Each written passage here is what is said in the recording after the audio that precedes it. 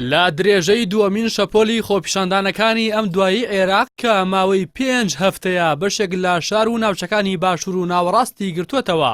لە شاری ناسری ناوەندی پارێزگای زیقار 22 خۆپیشاندەربا گولەی هێزە ئەمنیەکان کوژران و نزیکەی 150 دیکەش بریندار بوو. سەردەبەیانی ئەمڕۆ هێزە ئەمنیەکان بە ئامانجی ناچارکردنی خۆپیشاندەران باکردنەوەی هەردوو پردی نەسر و زەیتون بە ڕووی هاتوچۆدا گولەی ئاگرین و گازی فرمێسکڕێژیان بە ڕووی خۆپیشاندەران بەکارهێناوە. لە درێژەی ڕووداوەکاندا لە ناسریە خۆپیشاندەران بارگای هەردوو هێزی وەڵامدانەوەی خێرا و فەوجی ئەرکا تایبەتەکانیان سووتاند. دەسەڵاتدارانیش خەدەغەی هاتوچۆی گشتگیریان لە شارەکە ڕاگەیاند. لای خۆیەوە عادل دوخێلی پارێزگاری زیقار ئیدانەیە و توندوتیژی و داپۆسینەی کرد کە لە پارێزگاکەی بەرامبەر خۆپیشاندەران بەکار دەهێنرێت و داوایشی کرد لێکۆڵینەوە لە فەرماندا سەربازیەکان بکرێت. لە بەرامبەریشدا سەرۆک وەزیرانی عێراق فەرماندەی شانەی قەیرانی پارێزگای زیقار کە جەمیل شەمەریە لە کارەکەی دوورخستەوە.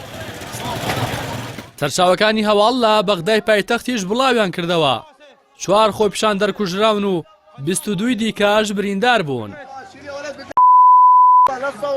لەلایەکی دیکەوە شەوی ڕابردوو لە پارێزگای نەجەف قونسوڵخانەی کۆماری ئیسلامی ئێران سووتێنرا. ئاژانسی هەواڵی فرانس پرێس بڵاوی کردەوە خۆپیشاندەران بەدەم وتنەوەی دروشم دژ بە ئێران ئاگریان لە قونسوڵخانەکە بەرداوە. لای خۆیەوە عەباس موسەوی وتەبێژی وەزارەتی دەرەوەی ئێران ئیدانەی ئەو ڕووداوەی کردو بە فەرمی ناڕەزایەتی لەو ڕووداوە بە باڵۆزی عێراق لە ئێران گەیاند. وەزارەتی دەرەوەی عێراقیش ڕووداوەکەی ئیدانە کرد و ڕایگەیاند ئامانج لە سووتاندنی قونسوڵخانەی ئێران لە نەجەف زیانگەیاندنە بە پەیوەندیەکانی تاران و بەغدا.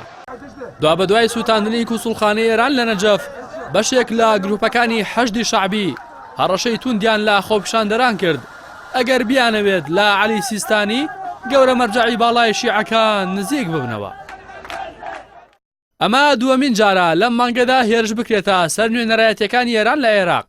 سەرەتای مانگیش خۆپیشاندەران هێرشیان کردە سەر قونسوڵخانەی ئێران لە کەربەلا، بەڵام هێزەمنیەکان ڕوبەڕوویان بوونەوە و بەو هۆیەوە 4 خۆپیشاندەر کوژران. لە سەرەتای مانگی تشرینی یەکەمی ڕابردووەوە خۆپیشاندان و ناڕەزایەتی تش بە گەندەڵی و بێکاری و نەبوونی خزمەتگوزاری بەغدای پایتەختی عێراق و ژمارێک شار و ناوچەی باشوور و ناوەڕاستی گرتووەتەوە. بۆ هۆیەشەوە تا ئێستا زیاتر لە 360 کەس کە زۆرینیان لە خۆپیشاندەران کوژراون و زیاتر لە 17,000 بریندار بوون.